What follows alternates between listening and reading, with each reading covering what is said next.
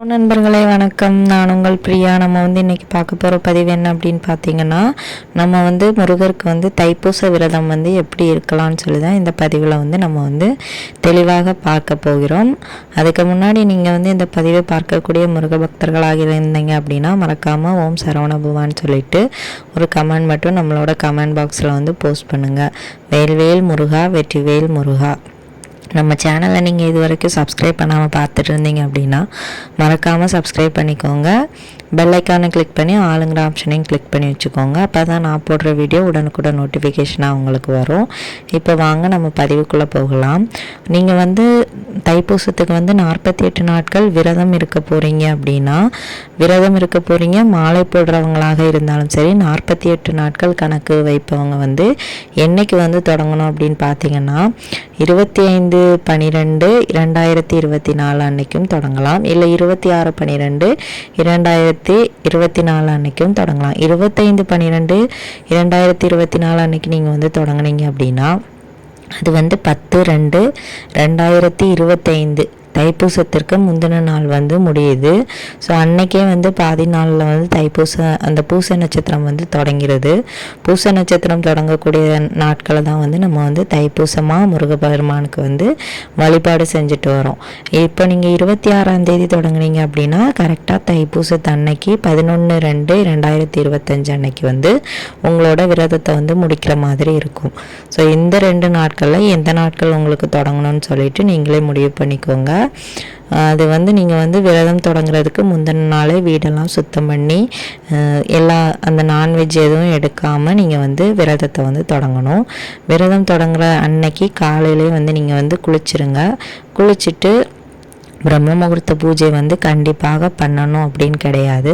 உங்களால் பிரம்ம முகூர்த்தத்தில் எழும்புறீங்க அப்படின்னா தினமும் நீங்கள் 48 நாளும் பிரம்ம முகூர்த்த பூஜைகள் தாராளமாக பண்ணலாம். என்னால் எழும்ப முடியலை அப்படின்னா ஒன்றும் பிரச்சனை இல்லை. காலையில் ஒரு 7 மணிக்குள்ளேயாவது மேக்ஸிமம் எழும்ப பாருங்கள். இல்லை நீங்கள் எப்போ எழும்புறீங்களோ அந்த டைமில் குளிச்சுட்டு முருகப்பெருமானுக்கு காலையில் ஒரு விளக்கேற்றி வைத்து உங்களோட நாட்களை தொடங்குங்க. கட்டாயமாக நல்ல நாளாக இருக்கும்.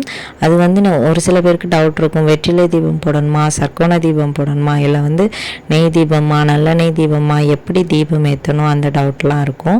உங்களுக்கு என்ன மாதிரியான தீபங்கள் ஏற்றணும்னு தோணுதோ அதை நீங்கள் செய்யலாம். ஸோ ஒரு சில பேருக்கு வெற்றிலை தீபம் போடணும்னு தோணும். ஸோ 48 நாட்களும் நீங்கள் அதை கண்டினியூ பண்ணலாம். ஒரு சில பேர் ஒரே ஒரு அகல் விளக்கு மட்டும் ஏற்றி வச்சு உங்களோட வேண்டுதல் என்னவோ அதை மட்டும் கேட்டு நீங்கள் இந்த விரதத்தை இருக்கலாம். அது கண்டிப்பாக 6 தீபம் தான் போடணும்லாம் கிடையாது. 6 தீபம் போட்டிங்க அப்படின்னா எக்ஸ்ட்ராவாக ஒரு தீபம் உங்கள் நிலைவாசல்லே இல்லை துளசி மாடத்துலேயோ இல்லை பூஜை அறையில் ஏதாவது ஒரு இடத்துல ஏற்றி வைங்க. ஒற்றைப்படையில் தான் தீபங்கள் கட்டாயமாக ஏற்ற வேண்டும். ஸோ வெற்றிலை தீபம் போடுறவங்க 6 வெற்றிலை வைத்து நடுவில் ஒரு அகல் வைத்து தீபம் போடலாம். 6 தீபம் போட்டிங்க அப்படின்னா எக்ஸ்ட்ரா ஒரு தீபம் ஏற்ற வேண்டியது இருக்கும். இதுதான் தவிர கண்டிப்பாக இதை தான் செய்யணும்னு கிடையாது. அதே மாதிரி நெய்வேத்தியம் வைக்கிறவங்க என்னன்னாலும் வைக்கலாம். தேன் வைக்கலாம், பால் வைக்கலாம், தேனும் தினைமாவும் வைக்கலாம், தேன் மட்டும் வைக்கலாம், கற்கண்டு வைக்கலாம், பேரிச்சப்பழம் வைக்கலாம். உங்களுக்கு என்ன நைவேத்தியம் வைக்கணும்னு தோணுதோ அதை வைக்கலாம். வைக்க முடியலை அப்படின்னா வெறும் தண்ணீர் கூட வைக்கலாம். அப்புறம் என்ன மாதிரியான பூக்கள் கிடைக்குதோ அதை வைத்து தினமும் அலங்காரம் பண்ணலாம். பூக்கள் கிடைக்கலனாலும் பிரச்சனை இல்லை, இருக்கிறத வச்சு நம்ம செஞ்சால் போதும். அதே மாதிரி நான்வெஜ் நீங்கள் எடுக்கவே கூடாது. 48 நாட்கள் விரதம் இருந்தாலும் சரி, 21 நாட்கள் இருந்தாலும் சரி, 35 நாட்கள் இருந்தாலும் சரி, 9 நாட்கள் இருந்தாலும் சரி, எத்தனை நாட்கள் இருந்தாலும் சரி நீங்கள் கண்டிப்பாக நான்வெஜ் எடுக்கவே கூடாது. வீட்லேயும் யாருமே சாப்பிடக்கூடாது. இது நல்லா நினைவு வச்சுக்கோங்க. அதே மாதிரி மாலை போடுறவங்களாக இருந்தாலும் அதே மாதிரி தான். அப்புறம் நிறைய பேர் குழந்தைக்காக ட்ரை பண்ணிகிட்ருப்பாங்க. ஸோ கணவன் மனைவி உறவில் இருக்கலாமான்னு சொல்லி கேட்பாங்க. மாலை போடுறவங்களுக்கு இந்த மாதிரி ரெஸ்ட்ரிக்ஷன்லாம் உண்டு. மற்ற மாதிரி விரதம் மட்டும் இருக்க போகிறீங்கன்னா அந்த விரத நேரம் முடிஞ்சதுக்கப்புறம் நீங்கள் இருந்துக்கலாம். மற்ற மாதிரி வேறு எந்த கண்டிஷனும் கிடையாது. ஸோ அதுக்கப்புறமா 48 நாட்கள் உங்களால் ஒரு வேளை உணவில்லாமல் விரதம் இருக்க முடிஞ்சால் இருக்கலாம். இல்லை என்னால் முடியாது அப்படின்னா 3 வேளையும் நீங்கள் வந்து வெஜிடேரியன் சாப்பாடு சாப்பிட்டு நீங்கள் வந்து விரதம் இருக்கலாம். கண்டிப்பாக ஒரு வேளை சாப்பாடை நீங்கள் ஸ்கிப் பண்ணி தான் விரதம் இருக்கணும்லாம் கிடையாது. நம்மளோட வேண்டுதலை முருகப்பெருமான்கிட்ட கோரிக்கையாக வச்சு அவருக்காக நம்ம வந்து விரதம் இருக்கிறோம். இது வந்து நம்மளோட வேண்டுதல் வந்து முருகப்பெருமான் நிறைவேற்றி தரணுங்கிறதுக்காகத்தான். உங்கள் உடம்பை வருத்தி உங்களை வந்து கஷ்டப்படுத்தி முருகப்பெருமான் வந்து கேட்கவே இல்லை. ஸோ அதனால் உங்களால் எப்படி முடியுமோ அப்படி வந்து நீங்கள் வந்து விரதம் இருந்துக்கலாம். எத்தனை நாட்கள் இருக்க முடியுதோ அத்தனை நாட்கள் இருக்கலாம். ஆனால் பெண்களுக்கு வந்து 48 நாட்கள் தொடர்ந்து விரதம் இருக்க முடியாது. இடையில வந்து மாதவிடாய் பிரச்சனைகள் வரும். ஸோ அந்த 3 நாட்களும் இல்லை 5 நாட்களோ வீட்டில் இருக்க வேறு யார்கிட்டையாச்சும் விளக்கேற்ற சொல்லணும். இல்லை நான் மட்டும்தான் என் வீட்டில் இருக்கேன், குழந்தை வந்து சின்ன குழந்தை, ஹஸ்பண்ட் வந்து வேலைக்கு போயிடுவாங்க, அப்போ நான் என்ன பண்ணுறது அப்படின்னு நிறைய பேர் கேட்பீங்க. அந்த மாதிரி இருக்கிறவங்க வந்து அந்த 5 நாளோ இல்லை 3 நாளோ நீங்கள் வந்து ஸ்கிப் பண்ணிவிட்டு அடுத்து வந்து உங்களோட விரத நாட்களை வந்து நீங்கள் வந்து தொடங்கி தைப்பூசம் முடிஞ்சதுக்கப்புறமா எப்போ 48 நாள் முடியுதோ அன்னைக்கு உங்களோட விரதத்தை வந்து நீங்கள் வந்து முடிக்கணும். தைப்பூசத்தை அன்னைக்கு வந்து 48 நாள் வராது, உங்களுக்கு 5 நாள் இடையில போயிடும், இல்லாட்டி 3 நாள் இடையில போயிடும். ஸோ அந்த 5 நாளோ 3 நாளோ தைப்பூசம் முடிஞ்சதுக்கப்புறமா கணக்கு வச்சு உங்களோட விரதத்தை வந்து நீங்கள் வந்து முடிங்க. கட்டாயமாக நல்ல பலன் கிடைக்கும்.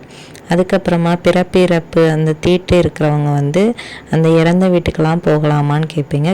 தாராளமாக போகலாம். மாலை போட்டவங்க தான் இந்த மாதிரி எல்லாம் பார்க்கணும். தீட்டெல்லாம் நீங்கள் வந்து ஜஸ்ட்டு விரதம் தான் இருக்கிறீங்க, நீங்கள் வந்து போகலாம். அப்புறம் வந்து நம்மளோட சப்ஸ்கிரைபர் சிஸ்டர் ஒருத்தவங்க கேட்டிருந்தாங்க, நான் வந்து மாலை போட்டிருக்கேன், எனக்கு வந்து பொங்கலுக்கு வந்து பொங்கல் விடலாமான்னு. தாராளமாக பண்ணலாங்க. நம்ம வந்து பொங்கல் வந்து எப்படியும் அது வந்து கண்டிப்பாக எல்லாருமே கொண்டாடக்கூடிய ஒரு விஷயம். ஸோ அது நான் தாராளமாக பண்ணலாம், எந்த விதமான பிரச்சனையும் கிடையாது. பொங்கலெல்லாம் விடலாம். அதுக்கப்புறமா ஒரு சில பேருக்கு என்ன டவுட் இருக்குன்னா, நான் வேலைக்கு போகிறேன், விரதம் இருக்கலாமான்னு. தாராளமாக விரதம் இருக்கலாம். மாலை போடும்போது தான் நம்ம வந்து ஒவ்வொரு விஷயமும் பார்த்து பண்ணணும். விரதம் இருக்கிறதுக்கு வந்து எந்த கண்டிஷனும் கிடையாது.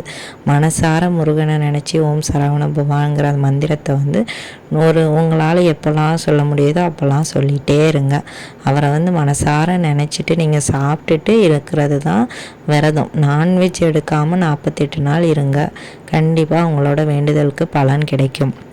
அதுக்கப்புறமா உங்களுக்கு வந்து ரொம்ப கஷ்டமாக இருக்குது, தீர்க்க முடியாத பிரச்சனையாக இருக்குது அப்படின்னா நீங்கள் வந்து கந்தசஷ்டி கவசம் படிக்கலாம். உடல்நிலை வந்து அடிக்கடி சரியில்லாமல் போகுது, சுத்தமாகவே உடம்பு சரியில்லாமல் இருக்குது அப்படின்னா நீங்கள் வந்து திருப்புகள் படிக்கலாம். குழந்தை இல்லாமல் இருக்கிறீங்க அப்படின்னாலும் திருப்புகள் படிக்கலாம்.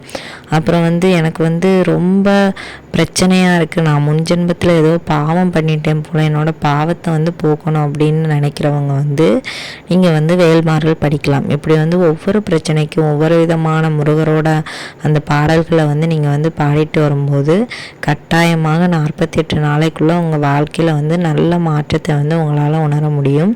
இதை வந்து நம்பிக்கையோடு செஞ்சு பாருங்கள். கண்டிப்பாக தைப்பூசத்திற்கு வந்து உங்களுக்கு வந்து நல்ல ஒரு ஆறுதலான விஷயத்தை வந்து முருகப்பெருமான் வந்து நடத்தி தருவார்.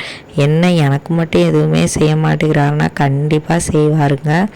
நம்ம அப்பன் முருகனை நம்புங்க, என்றைக்குமே அவர் நம்மளை கைவிட மாட்டார். நம்ம சொந்த கடவுளாகிய கந்த கடவுள் நம்ம அனைவரையுமே காப்பாற்றுவார். இந்த பதிவு வந்து உங்களுக்கு உபயோகமாக இருக்கும்னு நினைக்கிறேன். உபயோகமாக இருந்துச்சு அப்படின்னா லைக் பண்ணி ஷேர் பண்ணுங்கள். நம்மளோட சேனலை சப்ஸ்கிரைப் பண்ணி வச்சுக்கோங்க.